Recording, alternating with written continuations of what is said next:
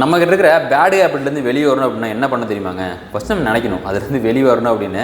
ரெண்டாவது பேட் ஹேபிட்லேருந்து வெளியே வரணும் நினச்சிட்டே இருந்தால் மட்டும் பத்தாது. அதுக்கு பதில் ஒரு நல்ல ஹேபிட்டை நீங்கள் வந்து உருவாக்குனீங்க அப்படின்னா தான் அதில் கான்சன்ட்ரேஷன் பண்ணுவீங்க, இந்த பேட் ஹேபிட் வந்து மறந்துடுவீங்க. மூணாவது, இந்த பேட் ஹேபிட் வந்து விடணும்னு முடிவு பண்ணதுக்கப்புறம் நம்ம பண்ணுற பெரிய மிஸ்டேக் என்ன தெரியுமாங்க?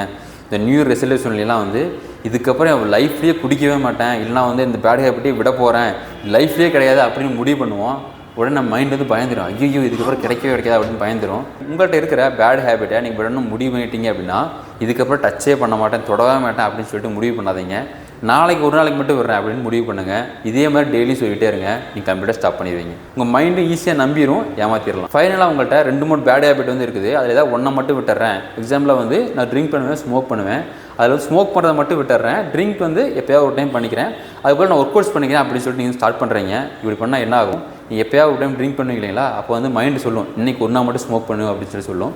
அப்போ திரும்ப அந்த ஹேபிட் ஸ்டார்ட் ஆகும். அதனால் எத்தனை பேட் ஹேபிட் இருந்தாலும் ஒரே டைம் வந்து ஸ்டாப் பண்ணிடுங்க. இந்த டிப்ஸ் எல்லாத்தையும் ஃபாலோ பண்ணி தான் நான் என்னோட பேட் ஹேபிட்லேருந்து வெளியே வந்தேன். நீங்களும் டிப்ஸ் எல்லாமே ஃபாலோ பண்ணி பாருங்கள், கண்டிப்பாக நீங்களும் வெளியே வருவீங்க. All the best.